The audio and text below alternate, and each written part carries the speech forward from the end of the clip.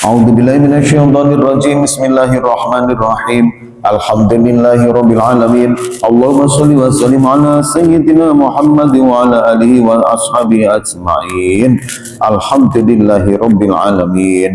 Allahumma ighfir lana dzunubana wa liwalidayna wa li jamil mu'minina wal mu'minat wal muslimina wal muslimat al ahya'i minhum wal amwat.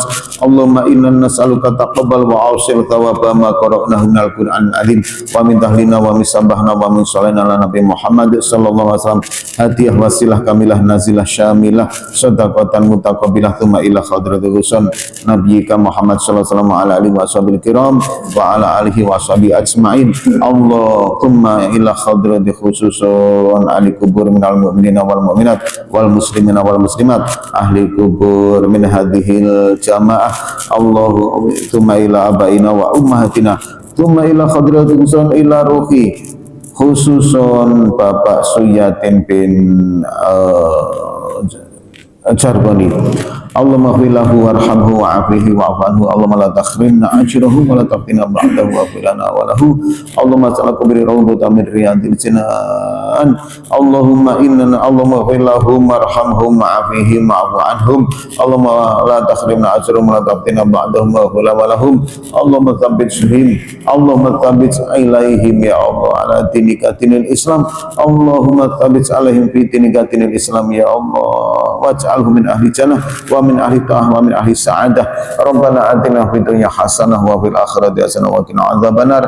Wa sallallahu ala rasulina Muhammad wa ala alihi wa ashabihi ajmain. Subhana rabbika rabbil izzati amma yasifun wa salamun alal mursalin walhamdulillahi rabbil alamin. Taqabbalallahu minkum.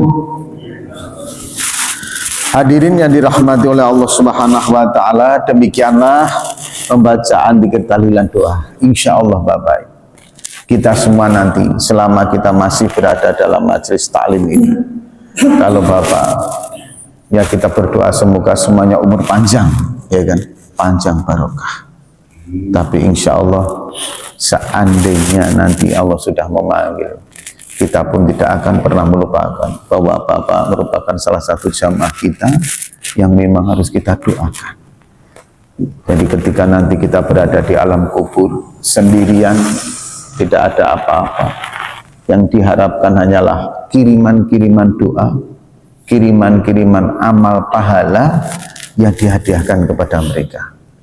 Maka itulah kita hadir, sehingga kita ini akan menjadi persaudaraan yang tidak cuma kita berkumpul saat di dunia ini Pak, tapi siapapun yang sudah mendahului kita, insya Allah kita juga tetap akan mendoakan, sehingga kita berkumpul ini tidak cuma hanya di dunia, tapi semoga nanti sampai di surganya Allah Subhanahu wa taala.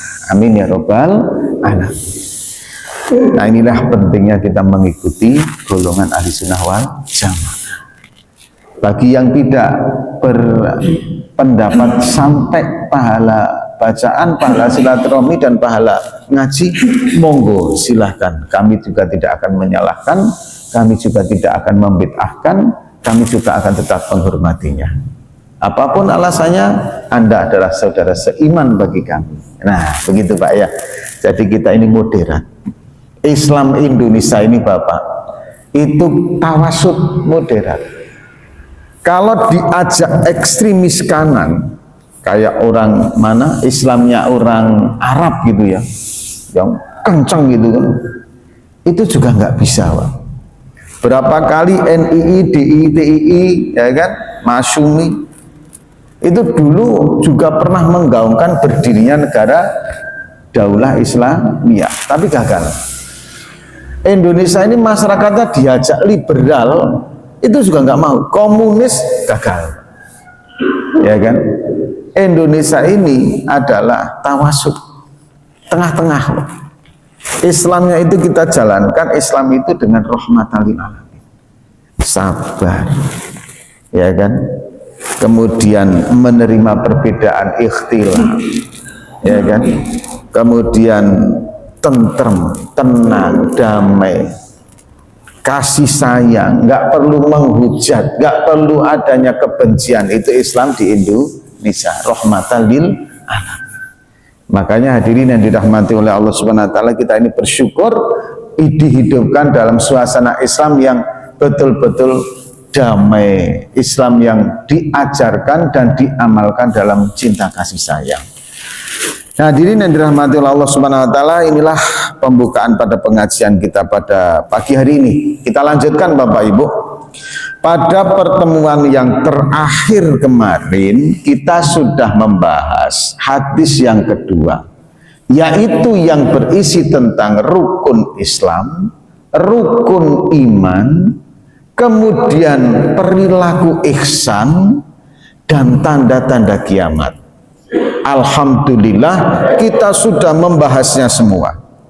Rukun iman, iman itu dalam hati, ekspresi yang nampak dalam zahir, dalam perilaku adalah rukun Islam.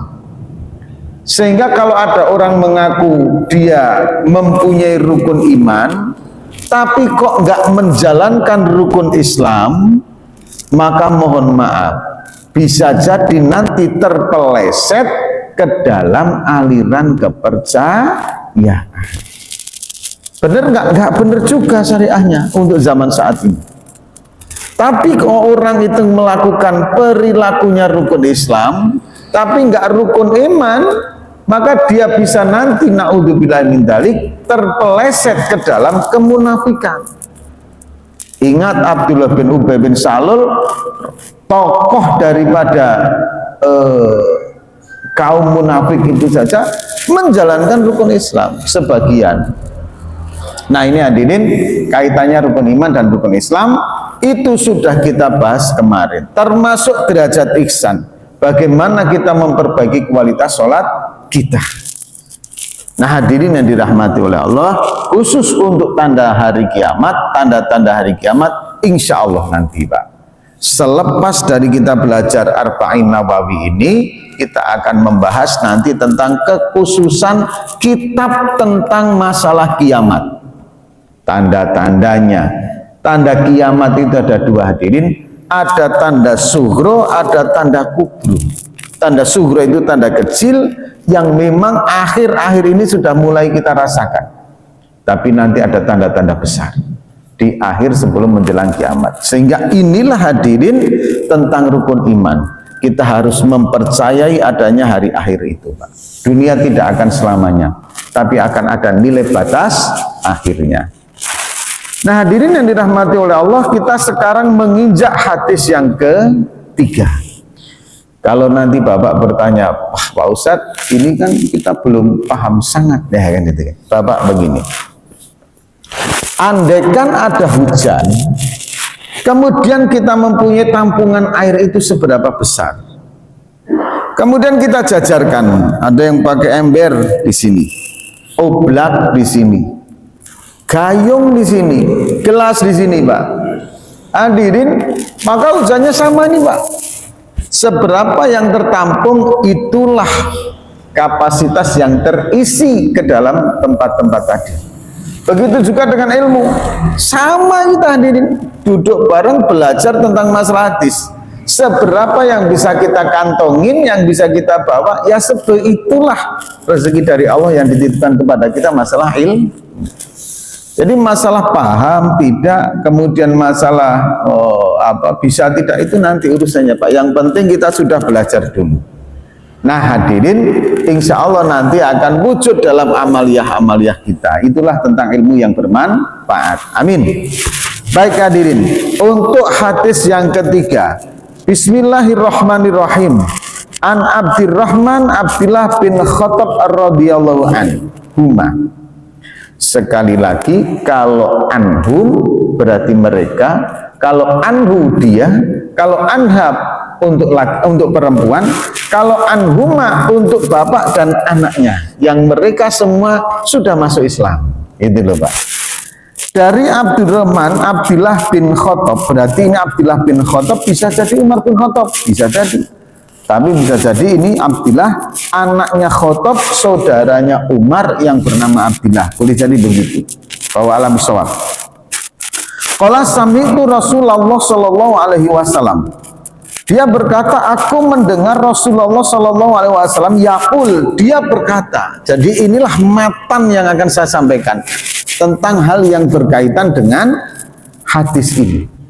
yang diriwayatkan oleh Abdullah bin Khattab radhiyallahu an. Apa yang disampaikan Rasul yang dia dengar, Rasulullah SAW berkata begini, dunia al-Islamu, Islam itu dibangun, ya kan? Kalau kalimat bana itu membangun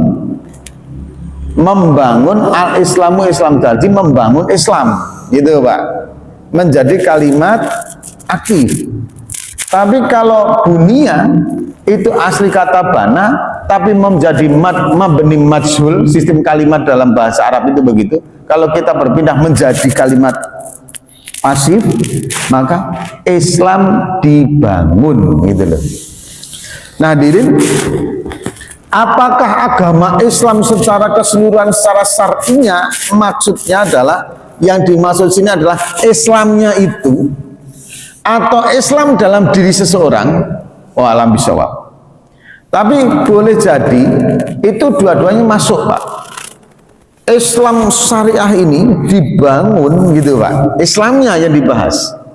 Tapi bisa juga Islam dari dalam diri seseorang itu dibangun, Islamnya seseorang itu dibangun, gitu juga boleh. Ini penafsirnya seperti itu. Ala khamsin, atas 5 perkara. Jadi apabila kita itu menginginkan Islam yang indah, Islam kita itu menjadi Islam yang kuat dalam diri kita, Islamnya kita itu menjadi Islam yang bagus, kita memeluk agama Islam itu, Pak, maka Islam dalam diri kita itu dibangun atas 5 perkara. Nah, ini acuannya kepada individu masing-masing tentang sejauh mana pelaksanaan Islamnya. Tapi kalau kemudian Islam itu dibangun sebagai subjeknya itu adalah Islam yang dibahas, maka secara syariahnya apa saja? Syahadati alla ilaha illallah wa anna muhammadar rasulullah, yaitu persaksian bahwa sesungguhnya tidak ada Tuhan yang hak untuk disembah, yang hak, bukan yang wajib, yang hak untuk disembah kecuali Allah Subhanahu wa taala, dan sesungguhnya Nabi Muhammad adalah utusan Allah Subhanahu wa taala. Ingat, Pak, yang pertama syahadat tauhid, yang kedua syahadat rasul. Kenapa hadirin ada syahadat tauhid, ada syahadat rasul? Dengan syahadat ini hadirin, maka insya Allah akan terjaga sampai hari kiamat tersesatnya, terpelesetnya, atau memanipulasi beberapa oknum manusia yang nanti akan memanipulasi ajaran ini, Pak. Mohon maaf hadirin, ada satu agama, dan di dalam sebelum Islam itu juga berlaku seperti itu, Pak. Saking cintanya mereka kepada nabinya, dan mereka melihat kehebatan yang atau keistimewaan dari para nabi-nabinya itu, maka setelah nabinya kemudian meninggal, mereka ada yang membuat patung yang menyerupai nabi mereka, atau mereka kemudian mulai kasak kusuk untuk mengenang nabi mereka. Akhirnya mereka hadirin lama-lama di generasi tertentu menuhankan nabinya. Ini naudzubillah min dzalik. Dan mohon maaf, kalau menurut versi Islam, ini menurut versi Islam loh Pak ya, itu yang namanya Nabi Isa alaihissalam, yang kemudian sebagian dari orang itu menganggapnya sebagai Tuhan, itu juga karena apa yang disampaikan oleh seseorang yang namanya Paulus, yang kemudian mereka, dianya ini Pak, membuat sebuah ajaran di mana menuhankan Nabi Isa menurut mereka. Kalau menurut Islam tidak, Pak. Selamanya Nabi Isa tetap Nabi, dan Allah Subhanahu wa taala tetap Tuhan yang Maha Esa. Qul huwallahu ahad. Nah, untuk yang berkaitan dengan tauhid, dengan teologi seperti ini Pak ya, dengan ajaran keyakinan seperti ini tidak ada toleransi Pak. Nggak ada, sama sekali nggak ada. Islam menganut monoteis, Allah Subhanahu wa taala Maha Tunggal, Qul huwallahu ahad.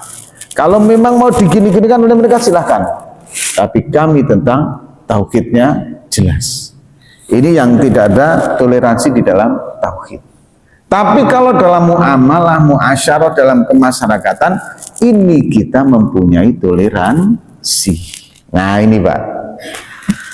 Kemudian hadirin yang dirahmati oleh Allah Subhanahu wa Ta'ala, ini syahadat. Maka dengan adanya syahadat tauhid dan syahadat Rasul, umat Islam sampai kapanpun tidak akan menuhankan nabinya. Setinggi-tingginya derajatnya Nabi Muhammad SAW tetaplah menjadi seorang nabi. Ini garis bawahi, jangan sampai salah. Nah, kita tetap menuhankan Allah Subhanahu wa Ta'ala dan menyembah totalitas, mengakui keesaan, kekuasaan, dan memang sebenar-benarnya Tuhan adalah Allah Subhanahu wa Ta'ala. Jangan sampai salah ini. Yang Maha berkuasa, yang menciptakan kita, yang kita sembah, semuanya adalah Allah Subhanahu wa Ta'ala.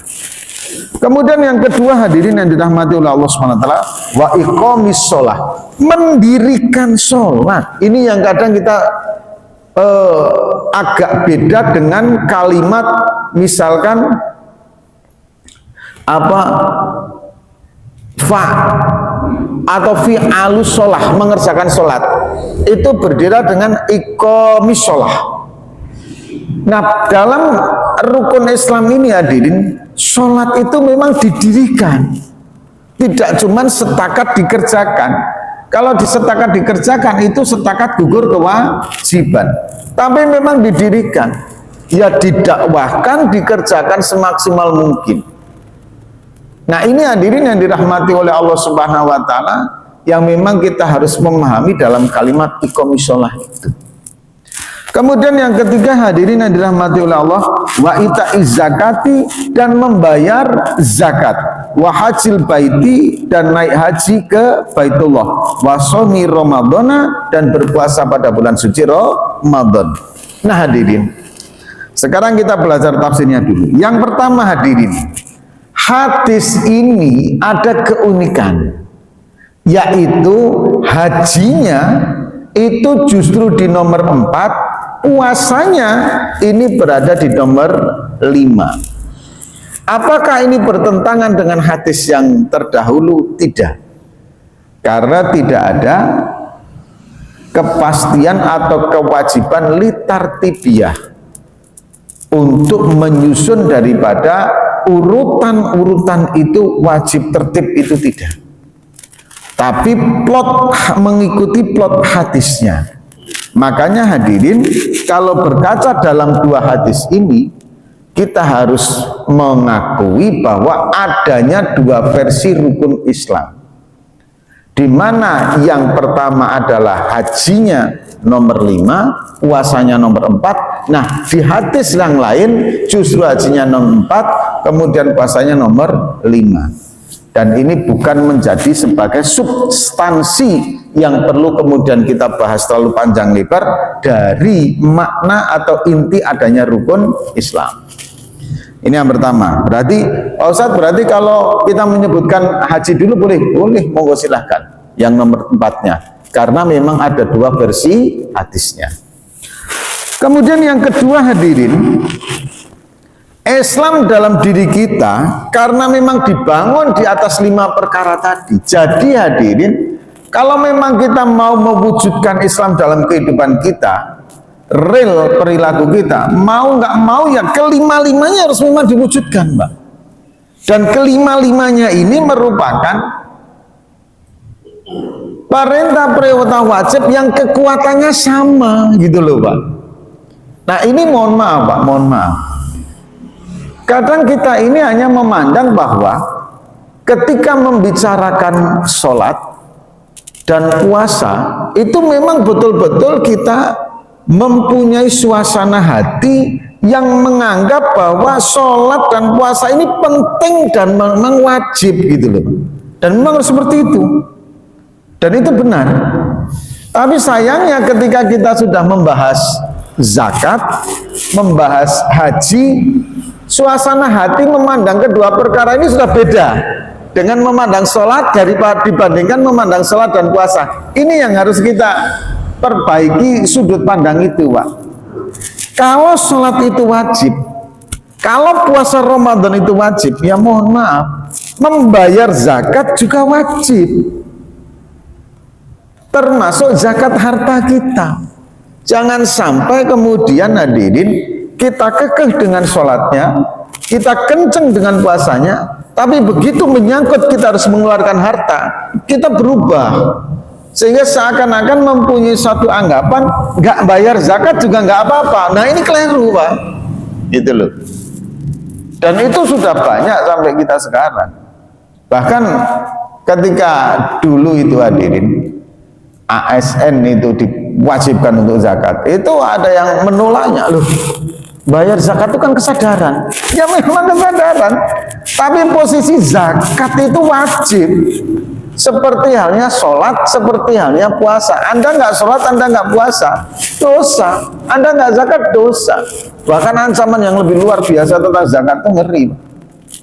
Barang siapa yang mempunyai harta tapi nggak mau dizakatin, maka harta itu akan Allah jadikan ular sebesar leher unta yang akan melilit nanti pada hari kiamat. Apa nggak luar biasa Pak ancamannya itu, belum yang lain.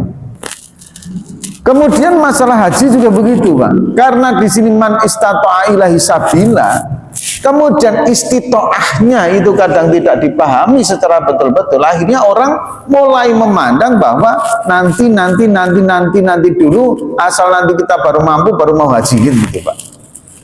Nah ini mohon maaf, saya dalam bimbingan kepada calon-calon pengantin itu Pak, ya kan, itu saya selalu sampaikan begini.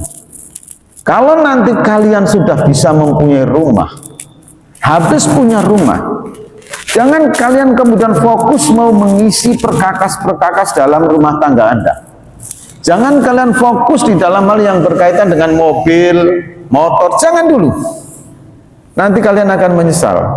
Karena daftar tunggu haji itu sekitar sekarang 25 tahunan. Jadi yang harus Anda perbuat setelah kemudian membeli rumah, isilah barang seperlunya dulu, fokus bayar hajinya dulu, sebelum anak kuliah, sebelum yang lain-lainnya, fokus haji. Maka insya Allah nanti 25 tahun dari umur pernikahan Anda akan haji bareng-bareng, dan itu yang luar biasa. Nah ini manajemen keuangan dalam rumah tangga. Kenapa? Karena haji wajib. Dan kita sudah menjadi istitoah, sudah dikategorikan mampu ketika kita sudah memiliki rumah, gitu loh Pak. Nah kemudian hadirin yang dirahmati oleh Allah Subhanahu Wa Taala, ini tafsiran yang kedua. Artinya hadirin, mari kita benahi sudut pandang yang benar tentang 5 perkara ini, tentang segi kewajibannya. Bahkan yang lebih miris lagi, kalau ada orang ceramah tentang zakat, ini mindset yang terbangun di masyarakat itu tema Ramadan mendekati Lebaran kok sudah disampaikan sekarang. Kalau kita berbicara zakat itu Pak, ini kan naudzubillah. Kemudian yang ketiga, nah ini Pak, mohon maaf, kalau dalam kitab Al-Hikam itu Imam Athaillah Al-Askandari itu mengingatkan, hati-hati jangan sampai kita ini tertipu oleh bisikan nafsu yang halus sekali. Hati-hati. Manusia ini biasanya bisa selamat dengan bisikan nafsu yang tajali, mohon maaf, yang soreh, yang jelas. Tapi ketika nafsu itu sudah tajali, samar, khofiyun, banyak yang kemudian terpleset. Bapak digoda zina, insya Allah Pak, mohon maaf, nggak mau. Bapak digoda untuk bermain judi, nggak mau. Tapi ahli ibadah biasanya terbujuk, tergerus oleh nafsu yang halus. Apa itu nafsu yang halus? Mementingkan ibadah sunnah daripada ibadah wajib. Ini Anda terkontaminasi, tertipu oleh nafsu yang halus. Contohnya apa Pak? Masih punya hutang, tapi malah sedekahnya kenceng. Mohon maaf, tunaikan hutangnya dulu. Karena hutang wajib, sedekah sunnah Pak. Kecuali hutang yang sudah memang diproyeksikan tentang masalah pelunasannya secara bertahap. Nah, itu silakan monggo. Anda juga membayar hutang, nyicil, tapi Anda juga bisa bersedekah. Tapi kalau hutang yang personal, Pak, yang lepot-lepot lagi, Pak, kadang hutangnya nomor sekian pelunasannya justru yang difokuskan untuk kebutuhan pribadi dulu. Wah, ini Pak, kebutuhan bukan primer tapi kebutuhan sekundernya, ini yang repot lagi. Kemudian hadirin yang dirahmati Allah, contoh lain, Pak, nggak mau zakat tapi kenceng infak. Nah ini kalau diajak zakat nggak mau, tapi kalau infak semangat. Nah ini juga tertipu oleh nafsu. Yang ketiga, belum daftar haji tapi sudah umroh berkali-kali, Pak. Nah ini hasilnya nanti kalau ditanya kenapa, Pak, oh nggak daftar haji ke umroh aja. Ya kalau nggak umroh kapan lagi, Pak, saya mau lihat Ka'bah. Loh ya kan, sana walaupun lihat Ka'bah itu ibadah juga gitu. Nah kita hadirin yang dirahmati Allah, itu yang kedua. Yang ketiga dari hadis ini, Pak, begini, karena kelima perkara ini wajib muncul dalam perilaku kita, maka dari 5 perkara ini yuk kita introspeksi diri. Kira-kira mana yang sudah kita kerjakan, kemudian yang sudah kita kerjakan tapi kurang maksimal, yang terakhir yang belum kita kerjakan.